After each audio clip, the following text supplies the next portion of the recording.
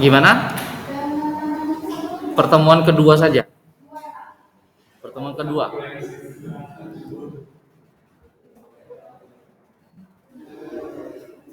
Hari ini kan kedua ya. Ya nggak apa-apa lah kalau misalnya udah tantangan yang pertama.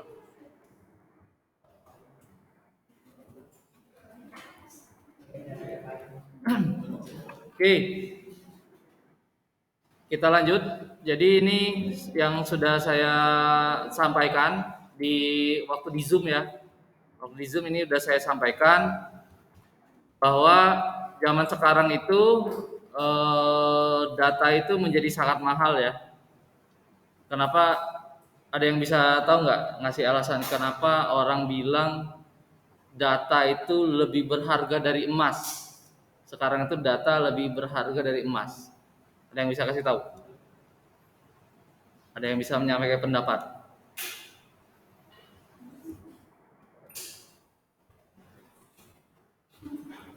Ada? Kenapa data itu orang bilang sekarang itu data itu lebih berharga dari emas?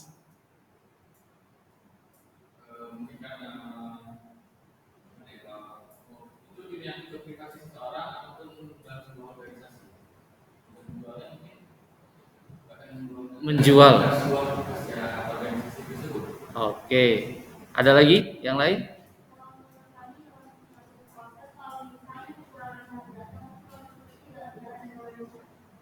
Oke. Ya, kalau misalnya kita bicara kelangsungan sebuah perusahaan atau suatu organisasi, itu sangat bergantung pada data histori. Misal nih kalian jual jual punya restoran lah, punya restoran, ya kan? Atau minimarket lah, yang lebih gampang. Contohnya, minimarket itu kan berbagai macam yang dijual ya, macam-macam produk ya yang dijual. Nah, ketika kalian ingin mengorder barang untuk ditaruh di minimarket, kira-kira pertimbangannya apa? Data? Data stok yang ada, oke. Jadi dilihat yang mana yang sudah hampir habis gitu ya. Terus apalagi? Kapan kalian harus memutuskan, oh barang ini dosa lagi lah dibeli. Barang ini harus dibeli lebih banyak dari pembelian sebelumnya. Kapan kalian memutuskan itu?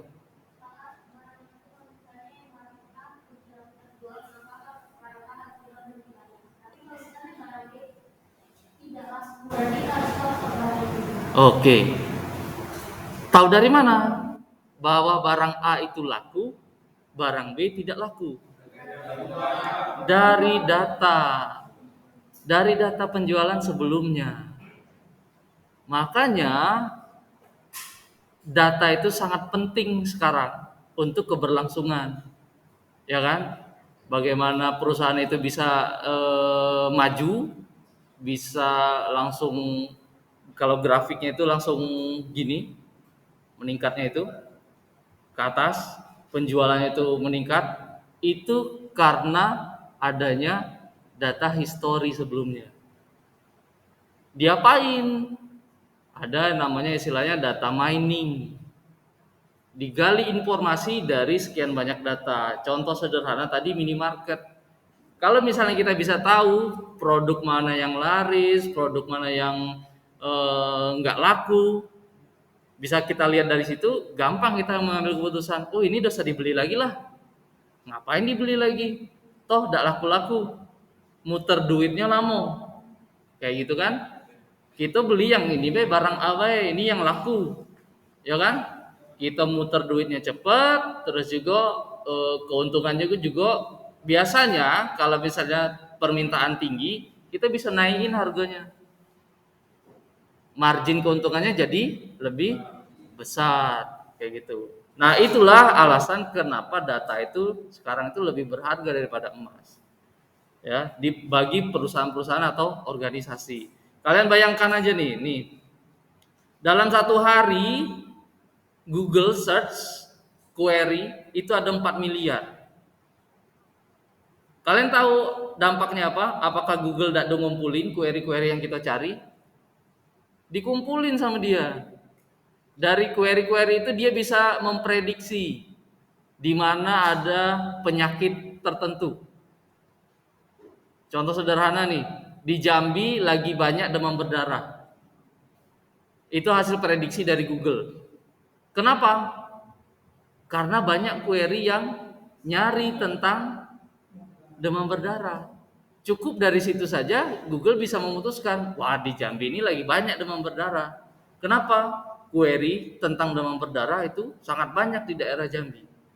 Nah, dari situ saja itu sudah bisa dijual tuh. Yang dijual bukan datanya, tapi dijual apa? Istilahnya tuh informasinya. Di Jambi lagi banyak demam berdarah. Kemana kita bisa jual informasi ini? Perusahaan obat. Perusahaan obat bisa kita jual si Google ini. Nah, bagaimana dengan kita yang ngedaftar AdSense di Google? Itu otomatis oleh Google langsung dipetakan. Bagi yang sering mencari demam berdarah, langsung muncul obat-obatan. Ketika buka Facebook, langsung ada AdSense-nya. Ketika buka Apple, langsung ada AdSense tentang obat-obatan demam berdarah. Siapa yang diuntungkan? Google dan si penjual obat, kayak gitu. Nah, itulah kenapa data itu sekarang sangat mahal. Orang rela beli untuk mendapatkan informasi itu, orang rela beli. Ya, misalnya saya punya toko obat nih, atau punya perusahaan obat, saya beli AdSense-nya si Google. Kenapa? Biar produk saya ini ditampilkan di AdSense-nya Google. Karena Google itu sudah bisa memetakan dengan sangat tepat. Bener nggak kalau misalnya kalian lagi nyari nih, nyari apalah barang di Tokopedia atau di mana gitu ya, tiba-tiba kayak muncul gitu ketika buka web lain muncul iklan Tokopedia, dan itu adalah Google AdSense, bukan si Tokopedia-nya tapi Google AdSense. Tokopedia itu bayar ke Google untuk ngiklan. Nah, yang nyariin target adalah si Google, pencari targetnya adalah si Google, ya. Ngapain coba nampilin obat demam berdarah ke orang yang tidak mencari tentang demam berdarah? Nggak make sense, ya kan? Nah, makanya itulah salah satu alasan kenapa data itu sangat mahal, ya. Nah, di Indonesia salah satu penyumbang data yang cukup besar di Indonesia, termasuk Google Maps ya. Kalau kita perang dengan Amerika, udahlah dijamin kalah. Kenapa? Objek-objek vital di Indonesia nih ada semua koordinatnya di dia. Mau apa bandara? Gampang, bandara tinggal dilumpuhkan. Apalagi dia sudah buka markas militernya Amerika di Semenanjung apa gitu nah. Dekat dengan Indonesia. Jadi gampang baik kalau misalnya kita tidak tahu di dalam kapal itu ada nuklir atau ada apa gitu kan. Kalau misalnya kita macam-macam dikit, bom bela, gampang, ya kan? Kita koordinatnya sudah sampai lorongnya ada di Google Maps, bener nggak? Kalau mau ke lorong apa? Bahkan saya pernah nyasar itu, saya bawa mobil, cuman diarahin lewat lorong yang nggak bisa dilewatin oleh mobil. Ya itu masih miss di Google ya. Waktu saya kuliah S1, Jambi ini masih jalan-jalan besar yang ada di Google Maps. Nah, sekarang sudah sampai ke lorong-lorong. Ya. Ada lagi Google Street View, kalian bisa ngelihat seolah-olah kalian sedang berdiri di tengah jalan. Pernah pakai fitur itu? Hah? Masa belum pernah? Serius? Google Street View? Pernah kan? Kita tinggal tarik gambar orang, taruh ke tengah jalan. Nah, jadi seolah-olah kita sedang tegak di tengah jalan itu. Kita bisa nge-view. Jadi kalau saya sekarang kalau nyuruh adik misalnya, tolong beli barang di toko ini. Saya tidak perlu repot-repot ngejelasin di dekat PKK misalnya atau di dekat ini. Kasih deh Google Maps-nya, titiknya, terus Google Street View, cari screenshot tokonya. 3 screenshot tokonya kasih ke adik. Nah gampang, tidak perlu lagi ngejelasin. Ya, kemudahan ya. Nah, coba lihat di sini. Indonesia itu jumlah penduduknya 274,9 juta jiwa. Itu Januari 2021. Oh ya. Nah, pengguna handphone itu 345 juta. Orangnya 274, HP-nya ada 345 juta. Berarti ada apa ini yang bisa ditarik kesimpulannya dari data ini? Iya, berarti di Indonesia ini banyak, hampir 70%-nya itu memiliki 2 handphone. Ya, 2 gadget. Ya. Nah, Indonesia ini pengguna internetnya 73%. Wah, penyumbang data cukup besar ya. Lumayan ya, 200 juta jiwa dalam satu hari. Itu misalnya dia menggunakan internet, melakukan query di Google, wah itu udah 200 query. Ya. Itu dalam 1 detik 200 juta jiwa serentak melakukan query ke Google, itu sudah 200 data. Lumayan itu bagi saya nih seorang dosen, kami neliti juga. Itu membutuhkan namanya dataset. 200 baris dataset itu sudah luar biasa ya. Cuman tinggal memprosesnya aja ya. Ada yang namanya big data. Tahu big data ya? Nah, semua itu nih jumlah data di dunia 1,2 zettabyte atau setara dengan 1 miliar terabyte. Artinya kalau dibayangin hard disk 1 tera itu ada 1 miliar. Nah, itulah isi data yang berseliweran dalam satu hari. Dan itu terus tumbuh ya. Nah, apa yang bisa kita lakukan? Dulu saya ini kan teknik informatika ya. Teknik informatika itu banyak cenderung ke programmer, menjadi seorang programmer. Dulu saya termasuk yang mengabaikan pemahaman tentang jaringan internet. Loh, saya kan programmer, tentang jaringan internet itu bagian anak SK misalnya gitu kan. Saya termasuk yang kayak gitu dulu. Ternyata setelah kita implementasi tetap butuh pengetahuan mengenai jaringan internet. Kenapa? Ketika kita membuat sebuah aplikasi, kita harus memikirkan data yang mengalir ini berapa banyak antara aplikasi kita dengan server. Kalau misalnya datanya terlalu besar, maka akan berat. Ya enggak? Nah, paling tidak kalian harus memahami OSI layer ya, OSI layer. Misalnya nih ada huruf A. Huruf A. Bagaimana caranya huruf A ini mengalir di jaringan internet? Ketika saya chatting nih, ngirim huruf A. Gimana caranya huruf A ini ngalir di jaringan internet? Apakah benar-benar hurufnya yang ngalir di dalam kabel? Enggak kan? Yang ngalirnya berupa apa? Biner.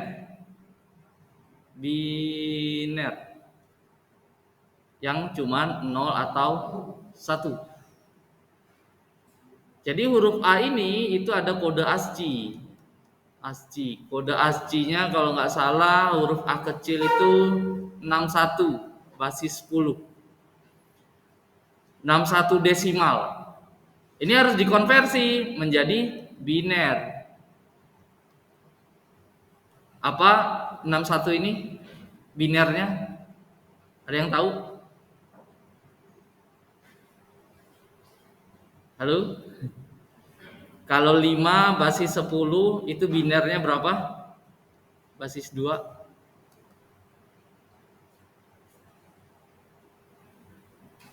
Ada yang tahu? Sudah diajarin belum? Konversi dari desimal ke heksadesimal.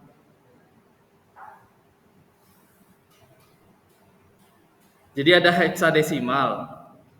Heksadesimal itu, saya pakai whiteboard aja. Heksadesimal, heksadesimal. Heksa itu 6, desimal itu 10. Heksadesimal itu basis 16. Ada desimal, desimal itu basis 10. Ada biner basis 2. Ada lagi oktal basis 8. Nih kalau biner ini 0, 1, 1 0, 1 1, 1 0 0, 1 0 1, 1 1 0, 1 1 1 dan seterusnya. Ini kalau biner basis 2. Kalau basis 10 0, 1, 2, 3, 4, 5, 6, 7, 8, 9, bukan 10, 1 0, 1 1, 1 2, 1 3. Tapi kita biasanya nyebutnya 10, 11, 12. Tapi kalau lagi belajar bilangan itu nyebutnya tidak boleh 10, tapi 1 0. Sama dengan yang biner. Ini ada 1 0, ada 1 1. Ini juga 1 0, 1 1. Bilangan oktal juga, bilangan 8 nih. Dia cuma sampai 7. 0, 1, 2, 3, 4, 5, 6, 7. Habis itu ya 1 0. 1 1, 1 2, 1 3, 1 4, 1 5, 1 6, 1 7. Selanjutnya 2 0. Kalau yang basis 16 0, 1, 2, 3, 4, 5, 6, 7, 8, 9. Dia nggak ada 10. A, B, C, D, E, F. Baru dia 1 0. 1 1, 1 F.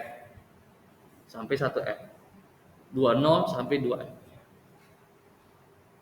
Nah, ini setara. Artinya 5 bilangan desimal. Kalau bilangan binernya ya ini 101.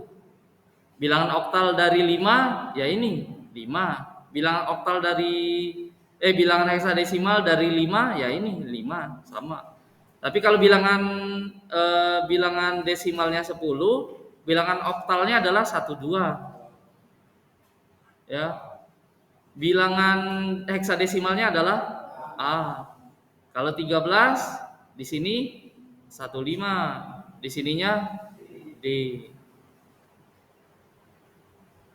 Diajarin nggak ini? Ya kan? Nah, sekarang gimana konversinya? Kalau misalnya 61 basis 10 itu berapa basis 2?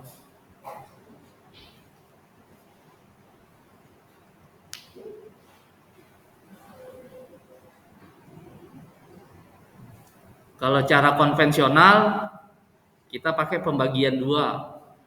61 bagi 2 hasilnya 61 bagi 2 30, sisa 1.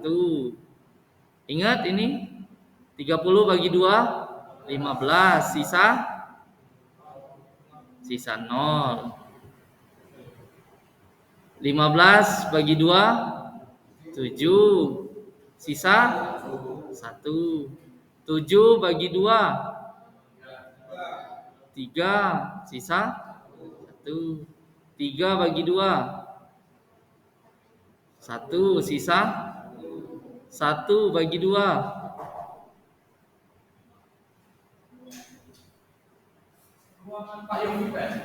Iya.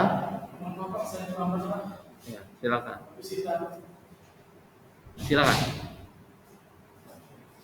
1 bagi 2 0, sisa 1. Nah, inilah bilangan binernya ke atas. 1 1 1 1 0 1. Inilah bilangan biner dari 61. Ribet ya, pakai bagi-bagi ya.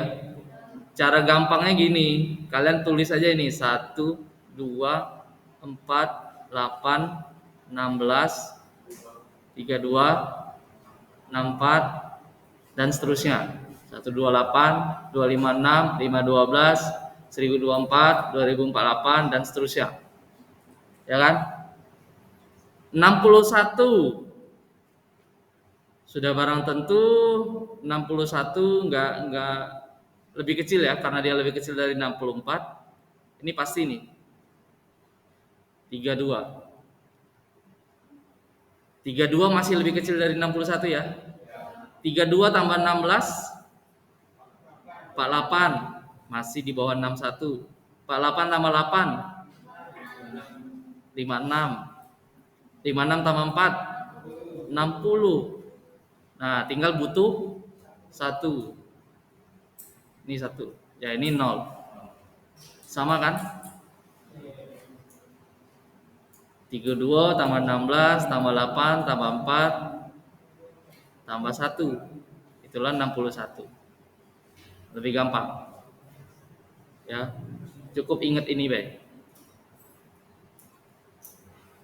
Oke. Kalau saya tanya 15, berapa binernya?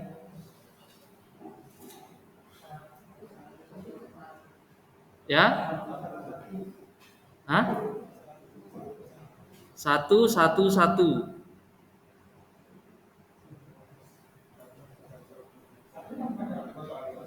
Satunya 4 kali. Ya, kalau 15 pasti dia nggak mungkin pakai 16, nggak mungkin. Pasti 8 tambah 4 12 tambah 2 14 tambah 1 15. Inilah bilangan biner dari 15. Gampang kan? Ya, cukup pakai yang ini baik. Daripada pakai yang ini effortnya lebih gede. Kalau ini effortless, lebih gampang. Cukup main tambah-tambahan aja.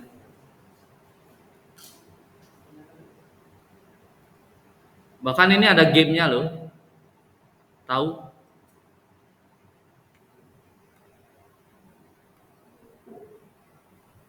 Nanti ini ada di video ya. Ini lagi di record.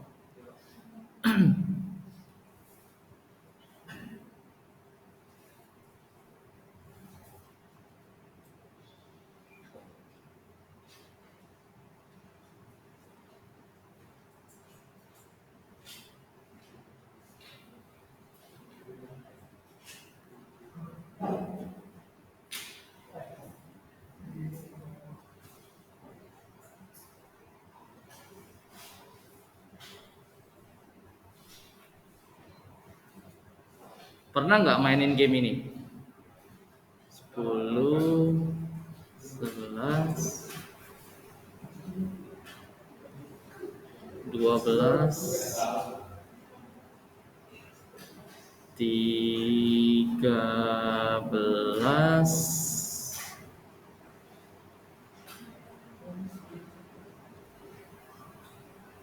14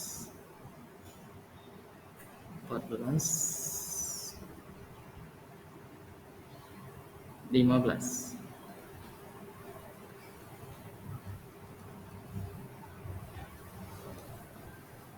Coba kamu pikirkan angka dari 1 sampai 15. Iya, pilih salah satu. Simpan dalam hati. Saya bisa nebak angka yang dia pikirkan. Sudah? Di sini ada? Di sini? Di sini? Ada? Di sini? 4. Betul. Ya. Saya nggak lihat ini. Saya cukup nanya ada atau tidak. Angka 4 tadi di sini ada? Tidak ada ya? Tidak ada. Di sini? Tidak. Di sini? Ada. Di sini? Tidak. Ini biner 4. Benar nggak? 0, 0, 1, 0. Ada yang mau coba lagi? 13. Di sini? Ada. Di sini? Enggak. Di sini? Ada. Di sini? Ada. Nah, ini 13. Makanya saya bisa tahu. Cukup ada, tidak ada, tidak ada, tidak ada. 1, 2, 4, 8. 13 ya. Atau tambahkan aja yang ini.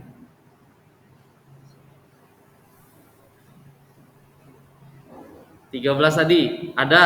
Enggak. Di sini ada. Di sini enggak ada.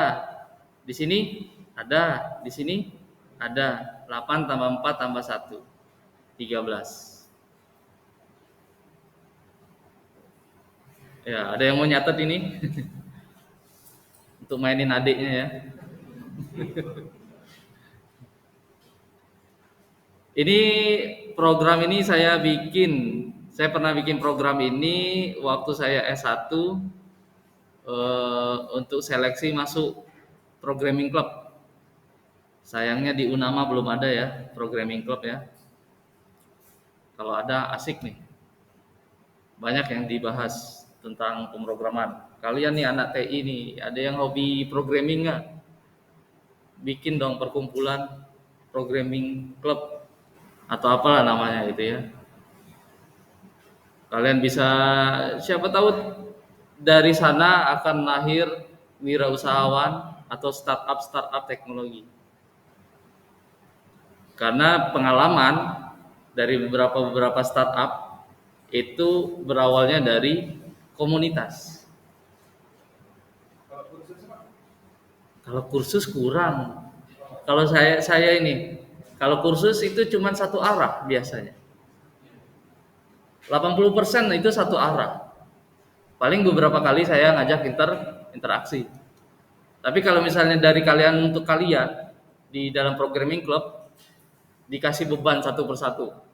Minggu depan kamu presentasi, minggu depan lagi kamu, minggu depan lagi kamu, minggu depan lagi kamu. Apa aja yang mau dipresentasiin? Saya berhasil ngehack Polda misalnya. Yuk kita praktekin. Gak apa-apa. Nah dari situ, oh ini dia jago security. Kamu besok minggu depan presentasi. Nah saya bisa bikin website dalam 5 menit. Sharing knowledge, mulai dari situ sharing knowledge. Ya kan? Nah dari situ kayak lahir ide-ide. Oke, tapi jangan ngejoki. Ya, pinter ngoding malah jadi joki gitu ya. Ya saya tahu di Unama termasuk ada beberapa kan yang ngejoki, bikinin tugas, bikinin apa, tugas akhir mungkin kan. Karena saya termasuk waktu saya S1 saya nggak ngejoki. Cara saya itu ngelihat tugas besar jadi setiap mata kuliah tuh waktu saya S1 setiap mata kuliah pasti di akhirnya itu ada tugas besar di kelas. Misalnya pemrograman web, di akhirnya itu harus bikin web. Nah dari situ kami ngintip adik-adik tingkat. Waktu itu saya semester 5, sama kayak kalian nih. Waktu itu semester 5, lihat adik tingkat, apa tugas akhirnya? Tugas akhirnya di yang pemrograman web, bikin web. Langsung saya itu ada tim 6 orang. Dari situ, dari perkumpulan itu, kita bikin pelatihan. Kita bikin pelatihan membuat website sampai jadi. Ternyata benar, setelah brosur itu ditempel, satu kelas, dua kelas, kalau waktu itu ada dua kelas, mereka semuanya daftar ikut pelatihan. Lumayan 200.000 satu orang, kali 80. Ya, dua kelas sekitar 80 orang lah. Berapa tuh dapat? Ya, lumayan ya.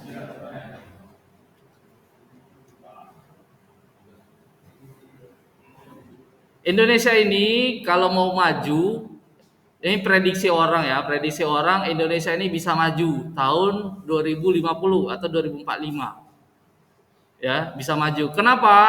Karena ada bonus demografinya. Tahun 2050 atau tahun 2045 itu yang memimpin Indonesia itu anak-anak muda. Yang jadi pemimpin Indonesia itu anak-anak muda. Dengan ide-idenya yang kreatif, ya. Itu bedanya anak muda dengan yang sudah tua-tua seperti saya ya. Enggak lah, saya masih muda. Ada yang tahu umur saya berapa? 28. Kemudaan. Kayaknya saya harus buka ya. 38. Ada lagi? 34, 35. 56. Luar biasa.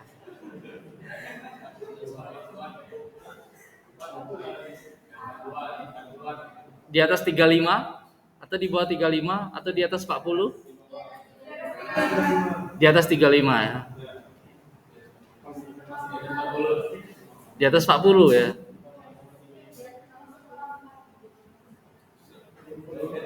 Ya, umur saya tahun ini 32.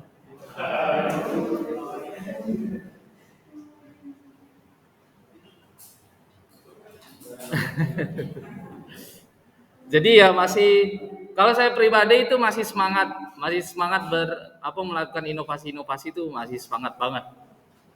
Ya. Kayak kemarin 2 kali anak-anak itu lomba kompetitif programming, itu saya yang bimbing. Ya, alhamdulillah nggak masuk final. Karena kompetitif programming itu waduh susah banget ya. Saingannya anak ITB, anak UI, wah luar biasa. Cuman ya saya tetap punya cita-cita anak Unama minimal juara 1 lah. Ya, minimal juara 1 nasional harus bisa.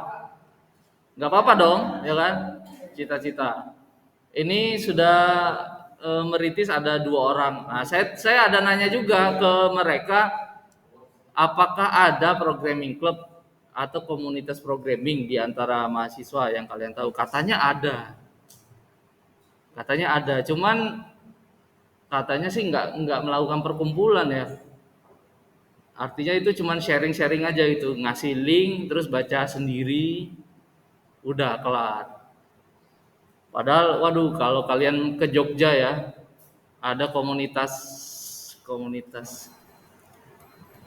entah masih ada entah enggak ya ini ya. Xcode.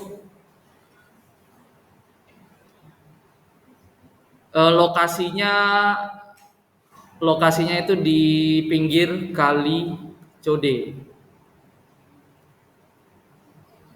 Ya, nama Xcode itu asalnya dari ini, Kali Code.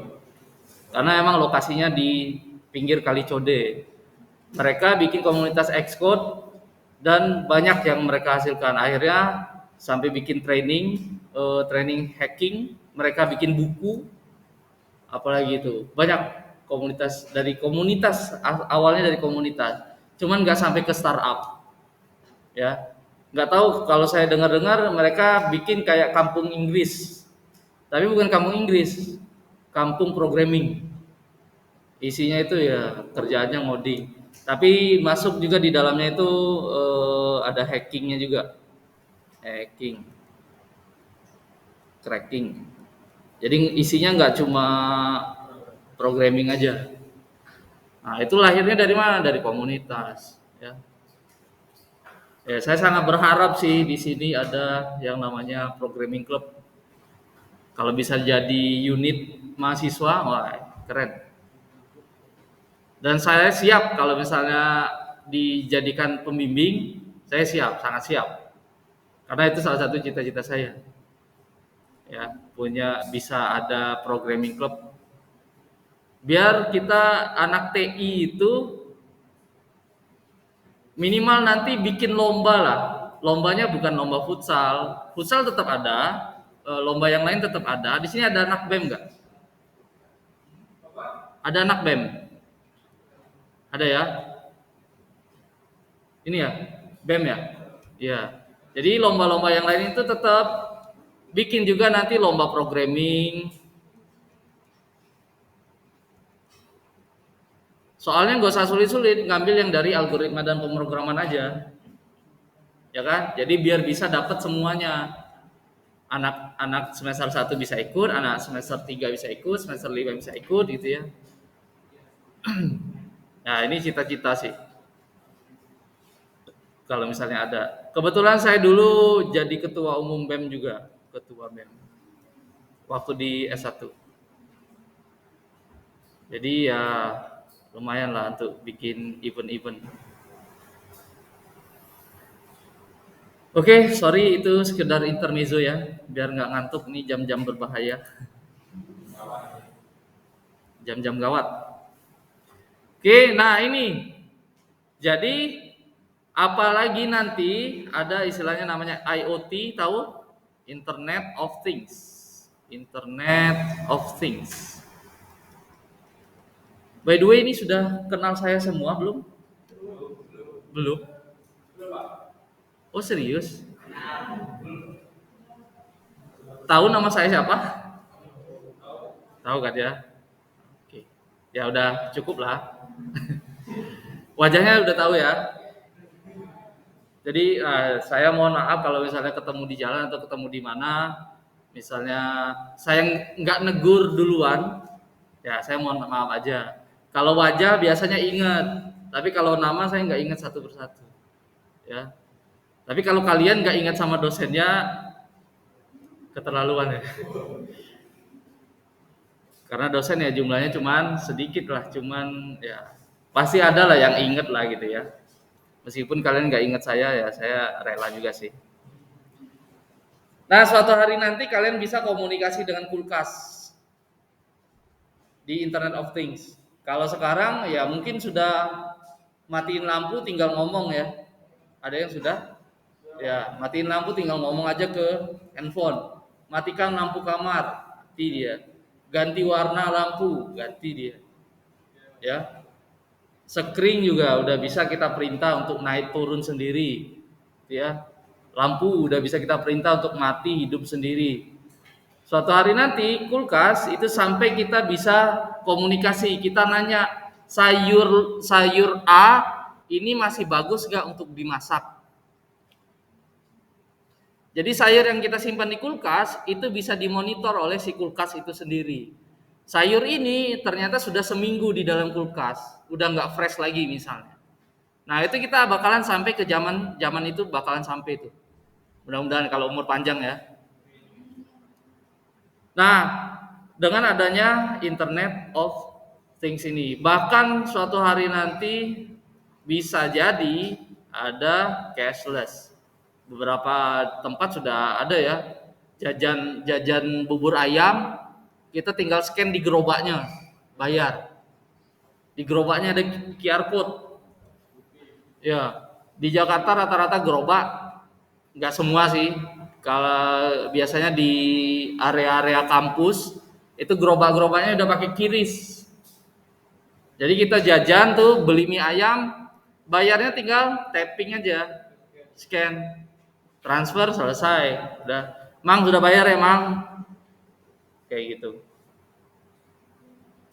Bisa jadi nanti uang uang apa uang nyata itu nggak kepake lagi, ya. Bahkan ada namanya blockchain, blockchain. Ada yang main Bitcoin, Ethereum, Ethereum ya, Ethereum ya. Ini blockchain teknologi. Dia nggak perlu server, ya. Jadi banyak device-device itu yang dipakai sebagai istilahnya penyimpanan dan untuk verifikatornya sekaligus blockchain. Jadi kalaupun misalnya satu device ini mati, device yang lain masih up. Dan datanya itu full terenkripsi, full encrypted, encrypted.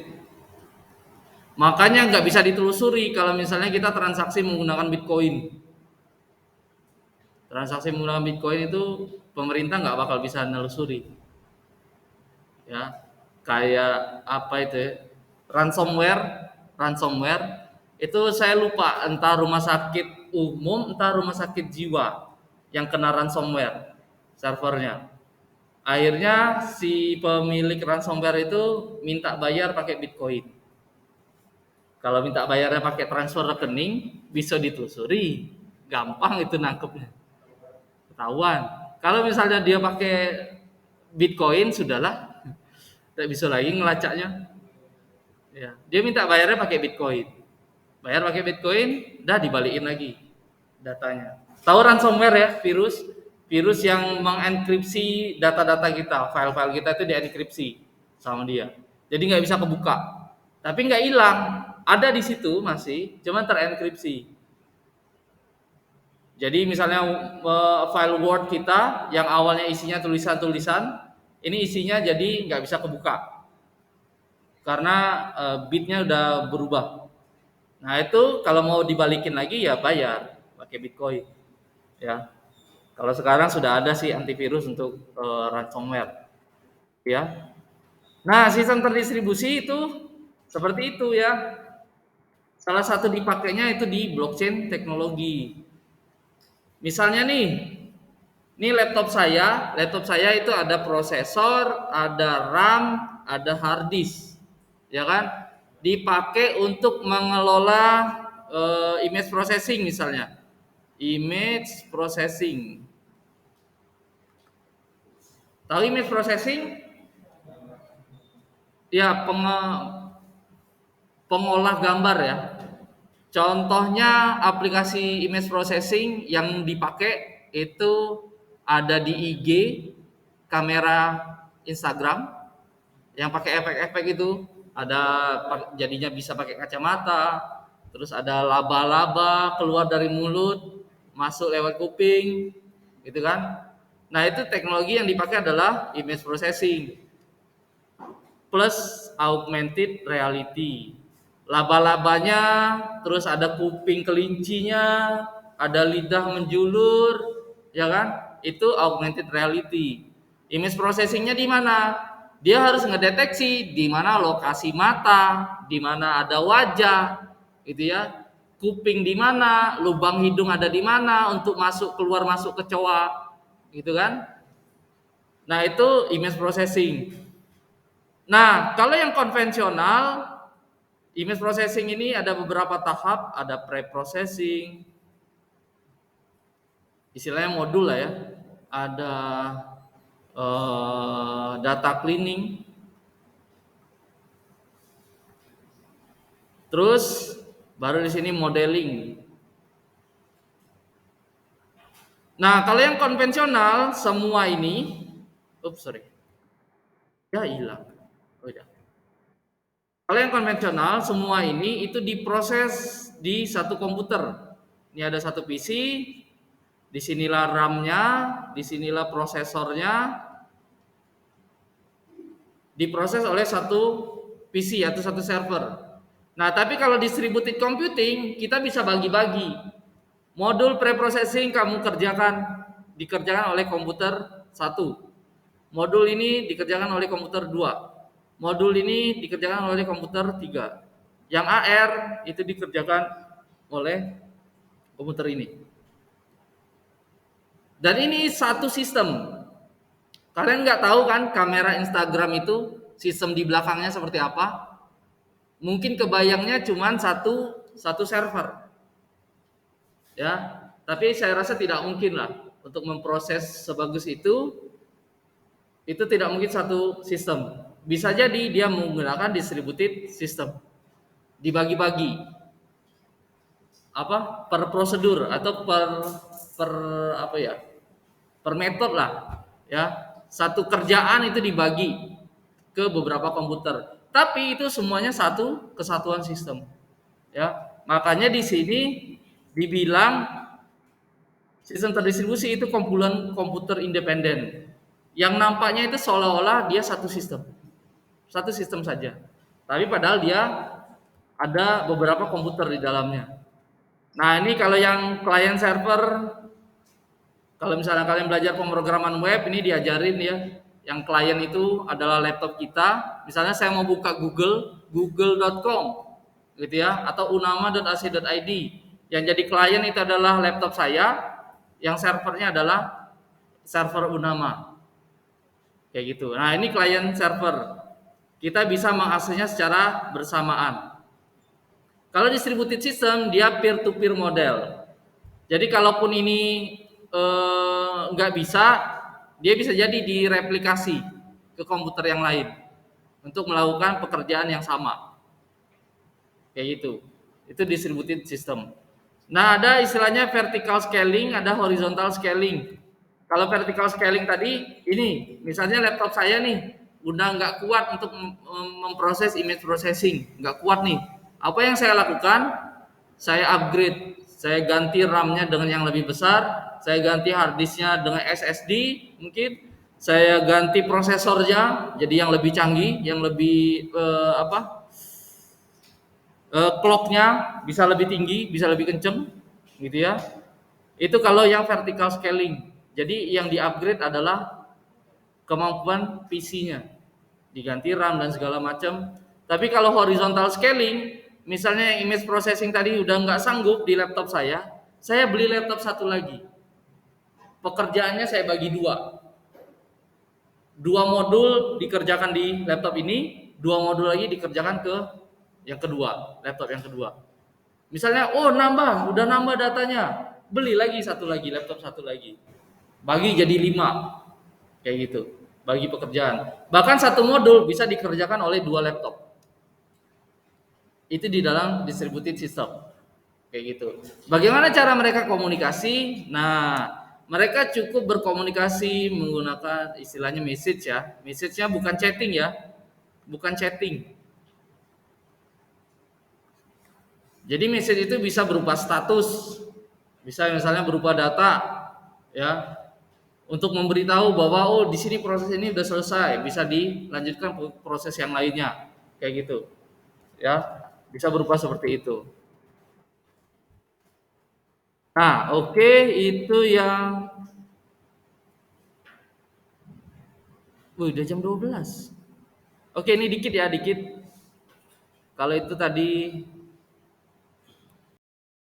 aja, kita masih sebelumnya. Ini prinsip-prinsip jaringan dalam sistem terdistribusi. Ini saya skip. Nah, ini dalam jaringan itu ada dikenal namanya latensi dan bandwidth. Kalau kalian bayangin pipa air, ada yang ukurannya kecil ya, setengah inci, ada yang 3/4 inci, ada yang sampai besar banget gitu ya. Nah, itu kira-kira bayanginnya seperti itulah. Ya.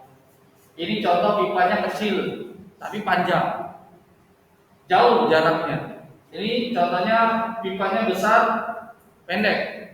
Ada juga yang pipanya sangat besar, pendek. Kira-kira dari keempat ini, empat tiga, dari ketiga ini, yang mana yang bisa memproses, mengalirkan air lebih banyak dan lebih cepat? Kalau ini saya kasih 1, 2, 3, yang mana? 1 atau 2 atau 3?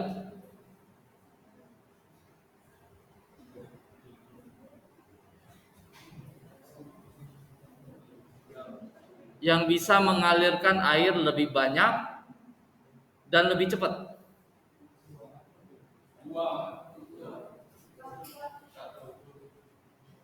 Ya, jelas satu lah ya. Dia lebih pendek jaraknya. Cuman dari sini sampai sini. Dan debit air yang lewat bisa lebih besar. Kalau yang ini meskipun dia besar, cuman jarak tempuhnya jauh. Apalagi ini, sudahlah ukuran pipanya kecil, jaraknya jauh lagi. Kayak gitu. Ya, nah kira-kira kalau kita ngebayangin ngalirnya data, kira-kira seperti itu. Jadi bukan cuman yang dipertimbangkan bukan cuman bandwidthnya, bandwidth besar, tapi kalau misalnya eh, jaraknya jauh, tetap aja ada delay. Kalau latensinya tinggi, ada delay. Kayak gitu. Misalnya nih, kalian mau bikin website, targetnya adalah orang Indonesia. Target pengaksesnya adalah orang Indonesia. Kira-kira kalian taruh websitenya di Indonesia atau di Amerika? Iya, cukup di Indonesia. Kalau targetnya adalah orang-orang Indonesia, cukup taruh di Indonesia. Ngapain jauh-jauh taruh di Amerika? Orang jadi jauh aksesnya, delaynya jadi lebih panjang. Kayak gitu. Meskipun bandwidthnya sangat besar. Tapi kalau latensinya jauh, kalian taruh servernya di Amerika, ya tetap aja lama loadingnya, gitu ya. Nah, ada istilahnya buffer bloat. Apa itu buffer bloat? Saya ke whiteboard.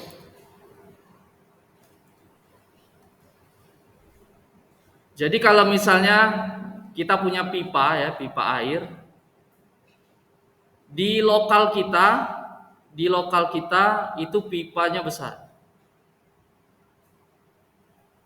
Tiba-tiba ke yang tujuan itu kayak gini, mengecil.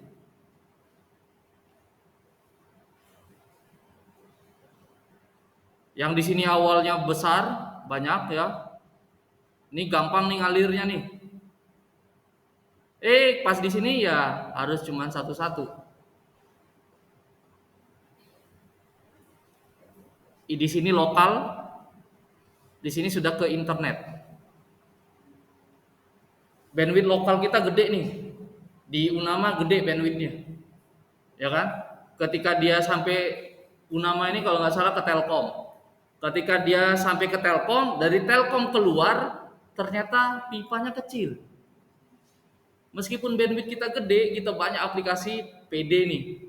Kita kan bandwidthnya besar. Taruh aplikasi banyak-banyak, tidak masalah. Kan besar bandwidthnya, gitu kan? Rupa-rupanya pas yang di Telkomnya, Telkom ke internetnya, bandwidthnya kecil. Ya, bisa terjadi yang namanya buffer bloat. Buffer bloat itu apa? Terjadi penumpukan. Jadi seolah-olah di sini ada paret lagi gitu nah.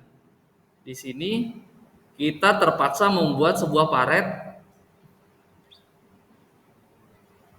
untuk ke pipa kecil ini. Sorry. Nah, saya bikin baru ya. Ini salah. Jadi ini tadi pipa yang besar.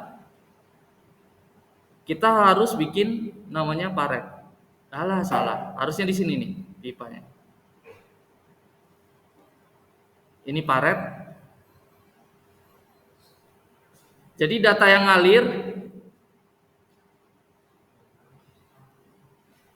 ya dia terpaksa harus menumpuk di sini. Karena di sini terjadi antrian. Nah, inilah yang disebut dengan buffer bloat.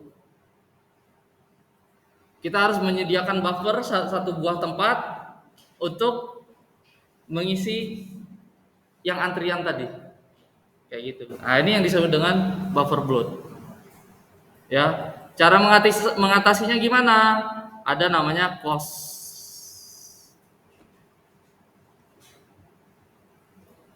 Cost itu quality of service. Jadi di modem di modem internet kita itu ada settingannya namanya cost.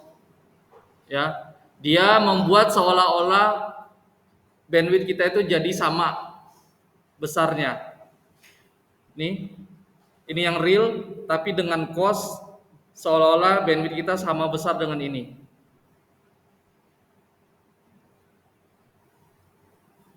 Padahal kita sebesar ini ya, yang luar ini. Ya, tapi dengan cost dibuatnya seolah-olah sama besar. Jadi tidak ada terjadi penumpukan, tidak ada terjadi antrian. Kayak gitu. Dia akan menyesuaikan dengan besar yang internet gitu ya. Oke, nah ini silakan dibaca ya nanti ya. Ini adalah macam-macam network. Saya rasa ini sudah kalian dapatkan lah di ini ya. Ada nggak nih di kalian ada belajar jaringan komputer? Ya, Jarko. Ada ya. Diajarin kan ini? Ini cuma area-area networknya. Kalau body area network ya ini body area network. Ya, ada PAN, ada juga LAN, ada juga WAN. Nah, sampai yang paling besar itu adalah internet, ya. Nah, internet pun ada macam-macam cara mengalirnya. Ada pakai Ethernet, ya. LAN ini masih Ethernet, ada jaringan seluler. Sekarang itu sudah ada 5G. Orang lagi ngembangin 6G, 6G. Di negara-negara besar udah 5G udah. Kita belum ya. Harus upgrade handphone. Jadi harus lem biru ya. Karena ya nggak tahu ya kalau HP saya itu nggak mendukung 5G. Karena 5G itu katanya infrastrukturnya cukup mahal. Makanya agak provider di Indonesia itu agak timbang-timbang juga untuk menerapkan 5G. Nah ini yang tadi yang kita bahas, ini ada bandwidth. Nih, waduh crash PowerPoint.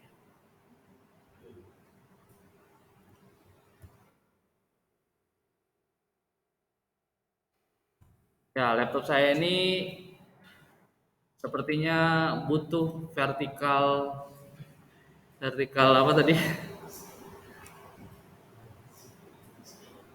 Vertical scaling ya.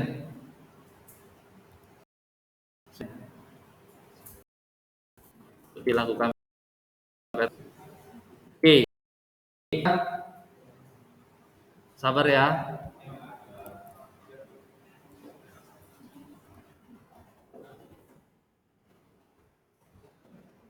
Nah, ini yang tadi saya bilang,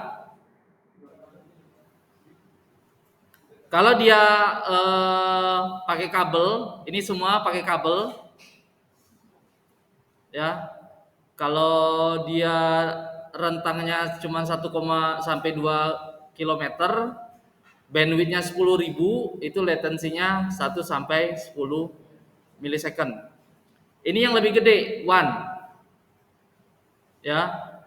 Dia skalanya sudah worldwide, meskipun latensinya, ini sudahlah bandwidthnya kecil, otomatis latensinya jadi sangat lama, ya. Kalau bandwidthnya besar gimana Pak? Ya paling berkurang sedikit lah latensinya, ya.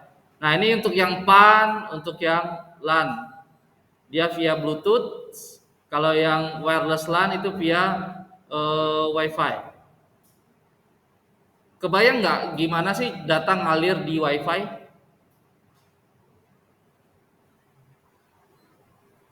Kan kalau di Ethernet itu 0101 ya ngalir dalam bentuk arus listrik.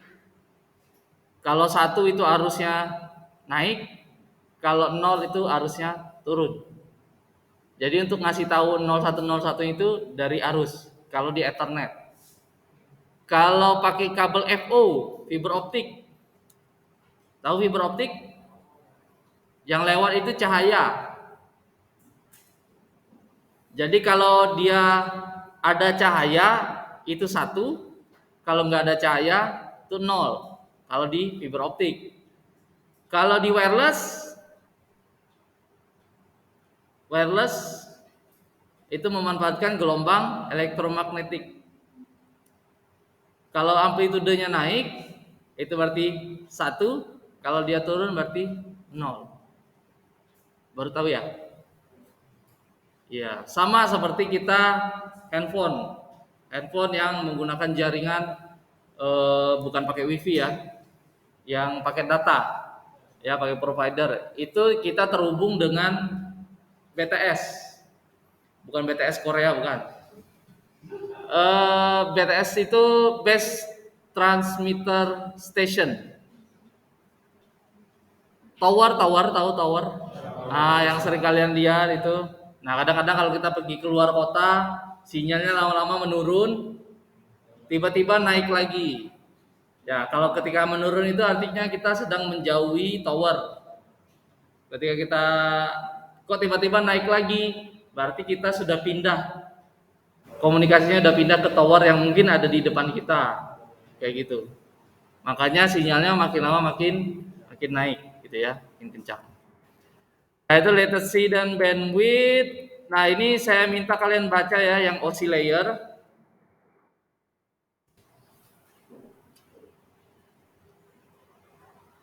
Anak informatika biasanya hanya di sini, layer application. Dia nggak mau tahu gimana cara dia data-datanya itu transport. Tapi kalian di sistem terdistribusi harus tahu apa itu FTP, TCP, UDP. Nanti kita bakalan coba ngoding, bikin chatting ya, pakai protokol, bisa pakai HTTP atau TCP UDP. Kita bikin chatting. Tahu ya, chatting, aplikasi chatting. Ya, pakai istilahnya socket programming.